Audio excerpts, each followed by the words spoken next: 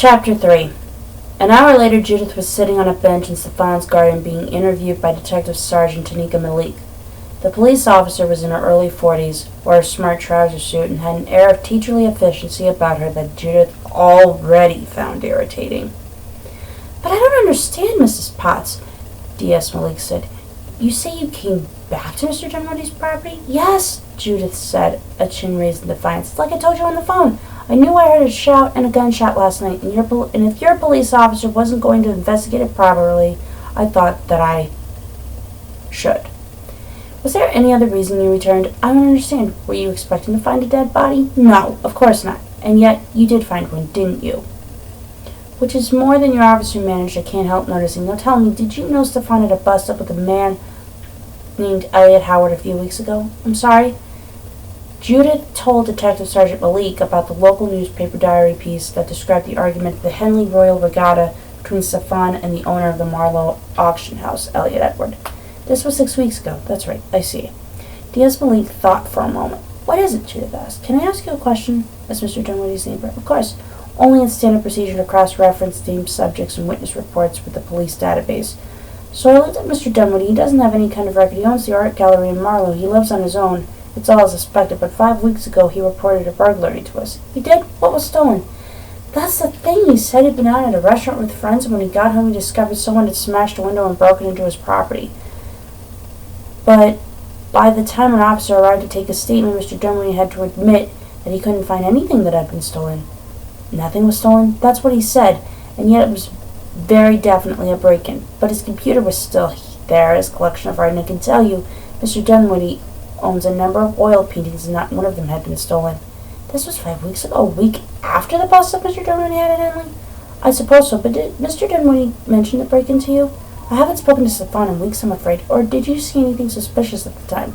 Maybe someone lurking near his property, or a car parked by his house that looked different?" "I'm sorry, I didn't. More stupidity.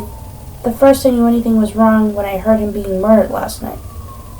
Now I'm really going to have to stop you there, Mrs. Potts. You see, we don't know for sure that someone had shot Mr.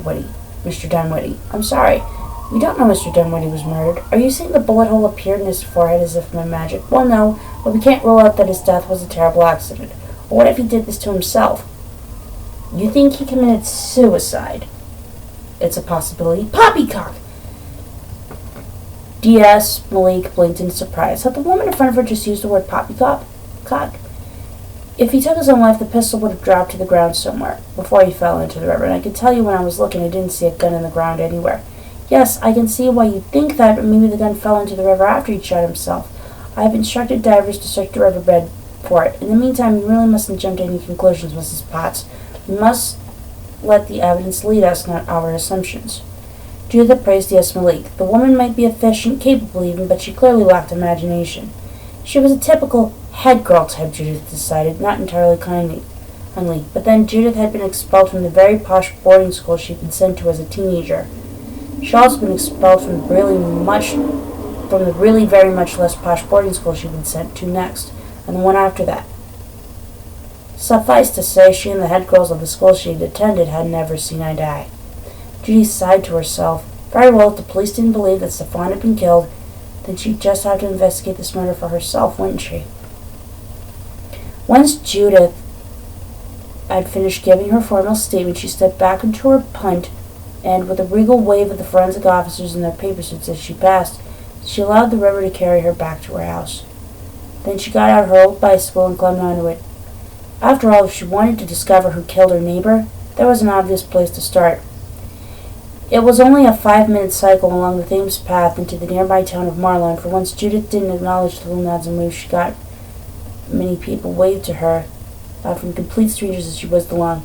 But then she never knew why so many people waved to her at the best of times. It never occurred to her that she was considering something of a minor celebrity of town. To her mind, there was nothing interesting about her life, and every time she professed herself confounded by someone's interest in her, she only embellished her reputation for eccentricity even further. Turning from the town path into a little park with swings and slides, Judith saw a flock of pigeons pecking idly at the ground. Filthy creatures, she thought to herself. She sped up her bike, a big grin spreading over her face as she bore down on them. and then at full tilt she cycled into the flock, calling out, "Pigeons be gone!" and scattered squawking birds into the air. Judith loved Marlow with a passion. To her mind, it wasn't too large, it wasn't too small, it was just right. The perfect town for a Goldilocks like her. The High Street had an elegant Georgian suspension bridge, an ancient riverside church at one end, an ornamental obelisk at the other, and in between there was every type of historic building from centuries of piecemeal development down each side. To tie it all together into an aesthetic whole, red and blue bunting crisscrossed the length of the High Street, creating even the sort of chocolate box image of an English home county's town that jigsaw puzzles were made of. But what Judith loved about most about Marlow was the way it was so much more than a picturesque high street. It was the railway station, even if there was no more than a hut from which it was possible to get trains into London. There was also a thriving business park on the edges of the town that employed thousands of people. And above all, Judith loved the two local schools that churned out a steady stream of well-educated teenagers who worked the tails in the supermarkets or take your order in the coffee shops. Seeing all these youngsters, unfeelingly polite and always pleasingly attractive to her eye, going about their day, or having picnics down by the river, or even hanging out in the skate park by the cricket pavilion, gave Judith a real glow of happiness. If this was the next generation coming through, then the world didn't have too much to worry about, she reckoned. Judith was by nature an optimist. It was almost her defining trait, but she also tried to be as honest as she could, and she had to admit that as much as Marlow remained a jaunty place, like all towns in Britain, it had taken a bit of a battering over the last decade or so. It was alright if you were a tourist visiting for the day. There were plenty of high-end restaurants and clothes shops, so maybe you wouldn't notice the dozen or so shops that were empty. Their fronts tastefully postured to hide the absence of business going on inside, and the nice man who sold the big issue on one side of the high street had recently joined on the other side by a homeless man who sat cross-legged all day, a tin of coins in front of him. The people remained good, that's what she reminded herself as she got off her bicycle at the top end of the high street and leant it against the wall. As for where she was going, Judith had made up her mind the moment Diaz Malik had told her that she was wrong to believe that someone had killed her neighbor. She was going to start her investigation at Safan Dinwiddie's art gallery.